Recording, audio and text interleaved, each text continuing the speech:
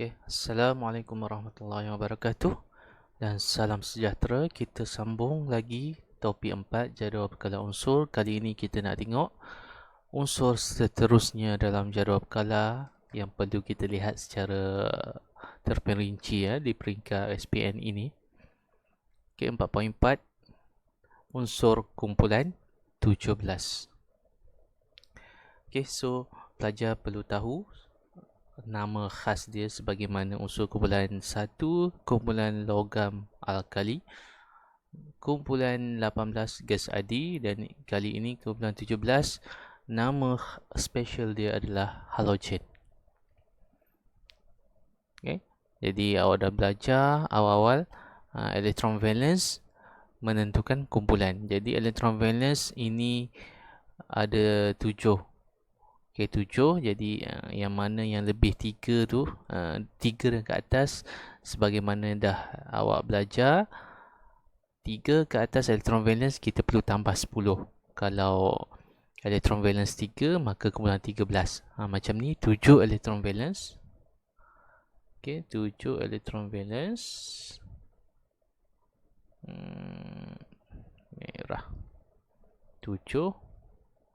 Maka kita kena tambah 10, jadi kumpulan 17. Okay, seterusnya, ciri umum bagi halogen, takat lebur dan takat didih sangat lemas. Lemas pula, sangat lemah. Iaitu daya tarikan yang lemah antara molekul.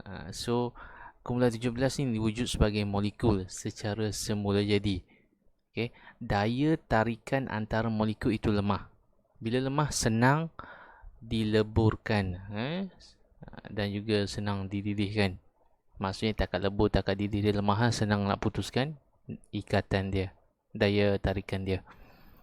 Okay, sebagaimana dibagi tahu tadi, secara semula jadinya pada keadaan bilik, unsur kumpulan 17 wujud sebagai molekul diatom atau kita panggil juga duiatom. Okay, dui maksudnya 2. Okay, jadi bila je awak jumpa dalam mana-mana soalan yang dia bertindak balas dengan klorin.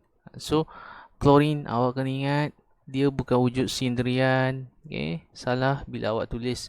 Okay, contoh sesuatu bahan X bertindak balas dengan klorin, awak pun tulis Cl saja, salah. Okay, S bertindak balas dengan klorin, awak kena letak Cl2 baru betul. Okay, kerana apa? Kerana dia wujud sebagai molekul duiatom. Okay. Okay, ketepatan rendah tidak boleh mengkondaksikan elektrik. Okay, sifat fizik halogen. Okay, boleh tengok kat situ. Fluorine 9 markah 2, 7 petala kedua.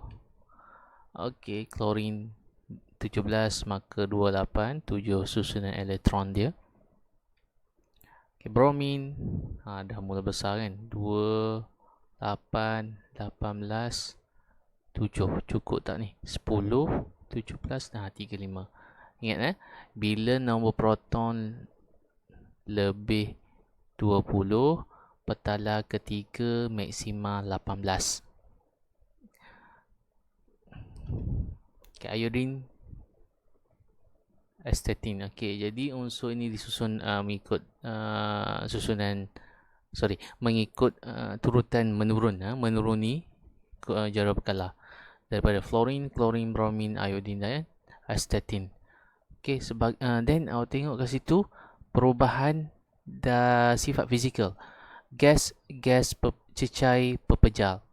Maksudnya dua yang pertama gas, dua yang terakhir pepejal, tengah-tengah tu bromin cecair. Nanti banyak kita jumpa penggunaan bromin.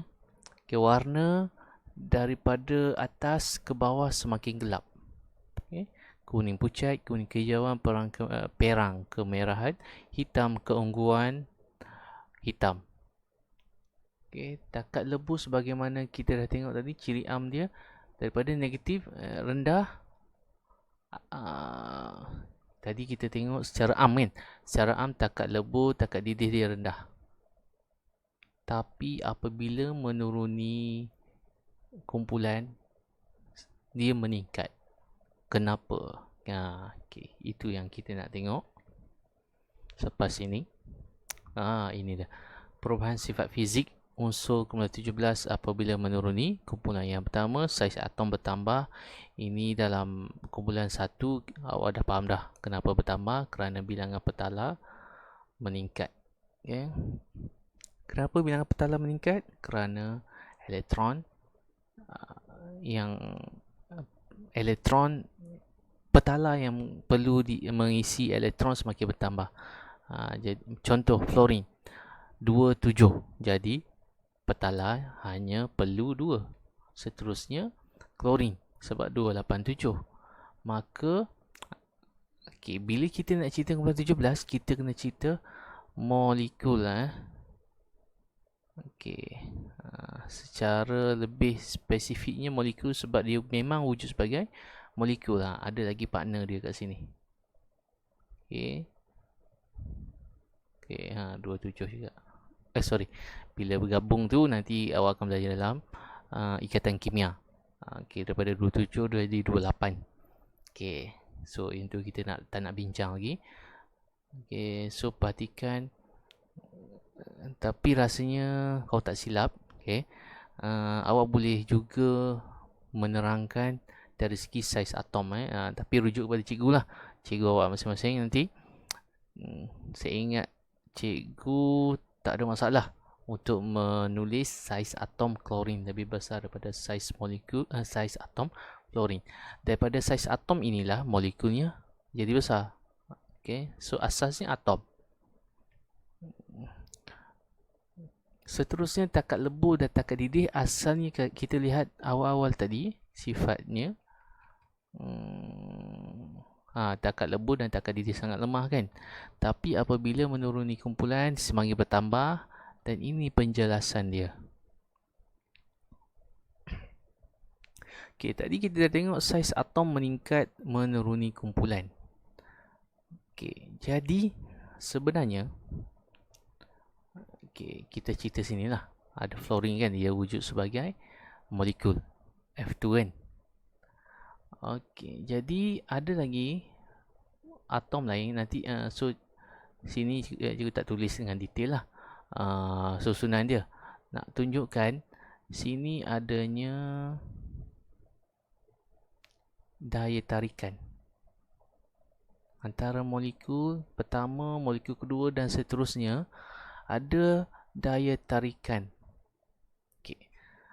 So kita tengok klorin.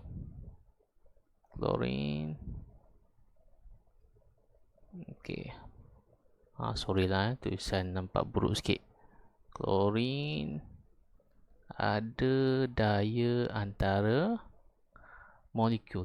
So bila menuruni kumpulan, kita tengok dua contoh ni dah cukup. Saiz atom bertambah tadi kan, maka saiz molekul pun bertambah. So secara logiknya daya tarikan ni juga semakin bertambah. Umpamanya manusia, kalau kecil, bayi, tenaga dia kurang, kekuatan dia kurang. Awak boleh tarik dia kan, simple saja, tarik dia boleh gerak. Cuba awak tarik individu yang dah dewasa, boleh bergerak dengan mudah. Itu analogi yang mudah lah. Iaitu apabila saiz atom tu meningkat, maka daya tarikan antara molekul tadi yang digambarkan melalui lukisan yang tak berapa lawa ini daya tarikan antara molekul juga bertambah kuat. So bayangkan seterusnya 4 petala, molekul dia lebih besar, maka daya tarikan dia pun besar. Itulah dia yang menyebabkan takat didih, takat lebu bertambah, kerana daya tarikan antara molekul bertambah kuat. Walaupun secara Amnya kita menceritakan takat lebur dan takat didih kumulatif 17 adalah rendah. Itu dia perbandingan saiz molekul. Saiz molekul disebabkan saiz atom lah asasnya. Okey, berubah daripada gas keadaan fizik pada keadaan suhu bilik berubah dari gas ke cecair. Okey, so kerana saiz sama macam penerangan tadi, bila saiz atom semakin besar, daya tarikan antara molekul. Ingat antara molekul maksudnya antara molekul pertama first, second, kita ambil dua contoh je. Sebenarnya dia banyak molekul. Antara molekul 1 dan molekul 2 dan juga seterusnya itu ada daya antara molekul dipanggil. So bila semakin besar, daya dia semakin besar. Ni, daya dia semakin besar. Okay. So bila daya tarikan tu semakin besar, maka dia semakin rapat. So bila semakin rapat, dia berubah daripada gas. Klorin tadi gas, tarikan dia lemah. Bromin cecair kerana daya tarikan kuat sebab dia ke bawah. Saiz molekul semakin besar, daya tarikan semakin kuat. Okey. Yang seterusnya ni agak susah untuk terangkan sebab dia melibatkan formula matematik. So kalau pelajar fizik, awak kena tengok rumus fizik lah. Ketumpatan, apa formula dia, apa maksud ayat ini. So ini secara matematik. Awak perlu melihat kepada formula formula ketumpatan. Okey. Jisim per apa lupa dah. So kalau nak terangkan takut susah untuk memahaminya. Lagi-lagi bening, maka awak hafal dululah pertambahan jisim atom melebihi pertambahan jejari atom. So kalau pelajar fizik yang dah faham ketumpatan tu macam mana dapatkan formula ketumpatan, rasanya tak ada masalah untuk memahami pertambahan jisim atom melebihi pertambahan jejari atom. Maksudnya nombor jisim dia semakin meningkat. Okey, so, contoh inilah. Okey, kena tengok jadual berkala. Mana jadual berkala? Okey, kejap kita tengok jadual berkala jap.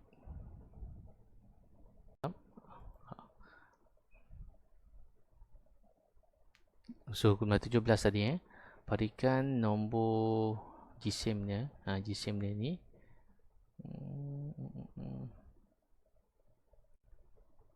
Okey. Okey, daripada 19 35 80.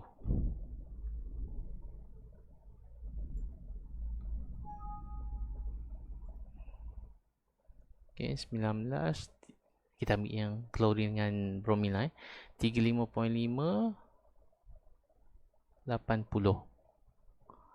Okey, jadi kita masukkan kat sini klorin tadi klorin 35.5 80 kan.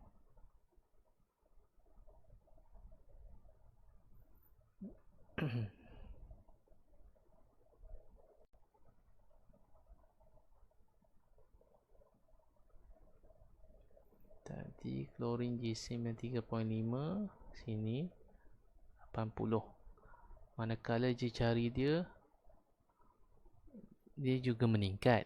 Okey, tapi kalau kita nak kira ketumpatan M per V kan, mass per volume, volume adalah jejari lah. Jadi 35.5 ini contoh lah 10 35.5 bahagi 0.10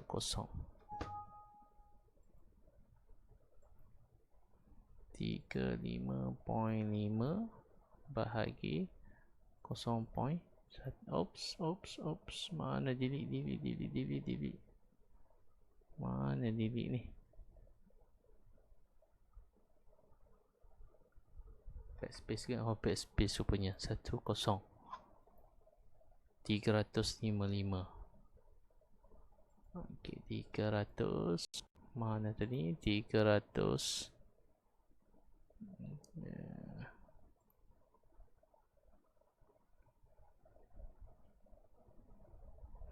Okay.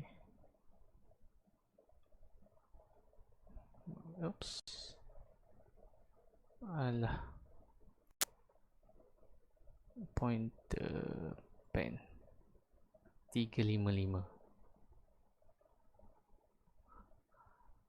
Okay. Manakala bromin.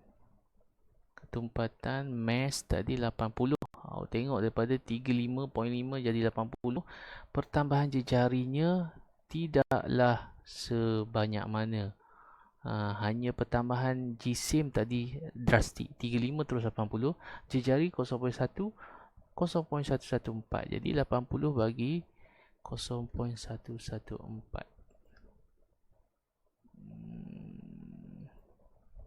80 bahagi 0, apa tadi?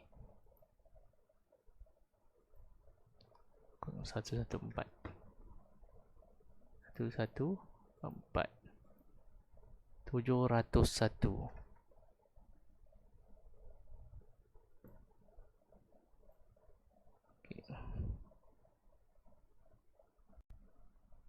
Okay.